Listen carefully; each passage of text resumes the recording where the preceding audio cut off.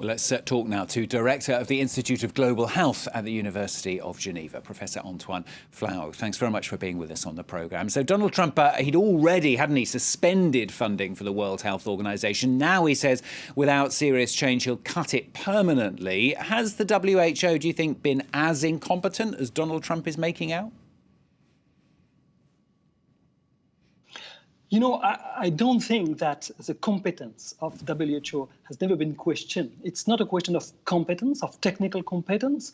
It's a question of the state members. You know, the WHO Director General is not empowered to take decisions. For instance, he even cannot invite Taiwan to attend as an observer if the member state or any member states doesn't want it. So it's completely dependent on the member states. Was it its advice, though, even right? Yes, WHO can provide some technical advice.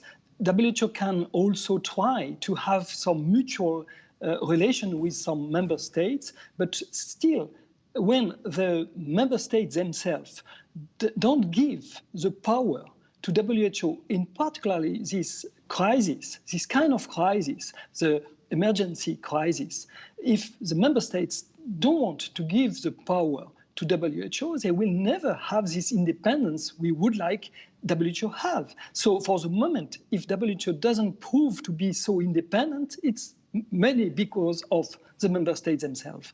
I suppose the other argument could be then if the WHO doesn't have the power, then surely it's irrelevant and Donald Trump is right to cut the funding after all. In fact, you know, WHO is very, very helpful for those states who need WHO expertise.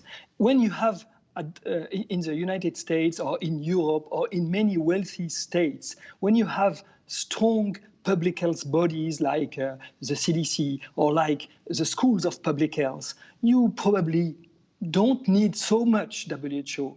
But when you have when you are a vulnerable country, when you are low-income countries, you absolutely need this independent body to help you taking the good decision in the right time. And WHO is mainly due to that. So the help of WHO can be seen in a way as a kind of development aid because WHO is very, very powerful for all these countries who absolutely need its help to eradicate disease like poliomyelitis, like it has been done in the past with smallpox, for instance, and what is so important for diabetes or for cancer, for the fight of cancer now. US funding is around about 16% of the WHO, bearing in mind, of course, that we're in the middle of a pandemic. If that funding goes, what would it mean?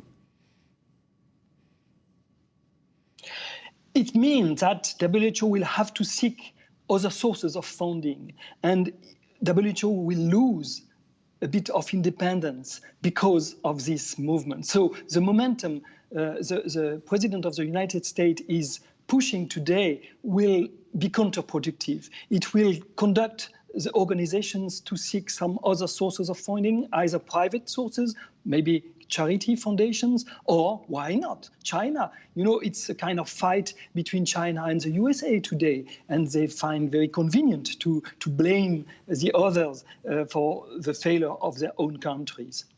Of course, the other big issue that the WHO is trying to tackle this week is vaccines, which, of course, is the slightly longer-term massive issue at the moment. For a start, obviously, producing one and then making sure it's widely available as well. Yes, and I like a resolution which is proposed and discussed today and proposed by 36 countries plus all the EU countries. The USA and the China are not belonging to this initiative, unfortunately. But this proposal and this initiative is very promising. And if it passes, it will, and I think that there is more than 120 countries now supporting this initiative, it will allow for an access to this vaccine when available, but also it's a much broader resolution. And I think multilateralism may win a lot if such resolution pass and if we just forget all these issues between the USA and China today. And do you remain hopeful for a vaccine? I mean, we're getting some positive, some negative ideas about how research is going. And obviously the timescale seems to vary an awful lot depending who you listen to. Yes, we can be hopeful because there is 115 vaccine candidates today which are under the race, and there are more than 8 clinical trials ongoing, and we can foresee that something may, of course, come to the market soon. But soon, what does that mean? You know, the horizon time for the drug development, and particularly for the vaccine development, is not very, very short. And so probably before 1 year, it will be difficult to have a vaccine which has been proved effective and safe. But we can be hopeful for that, and probably it will help a lot for ending this crisis. Good to talk to you on the programme today. Thanks very much. That's Professor Antoine Flahault,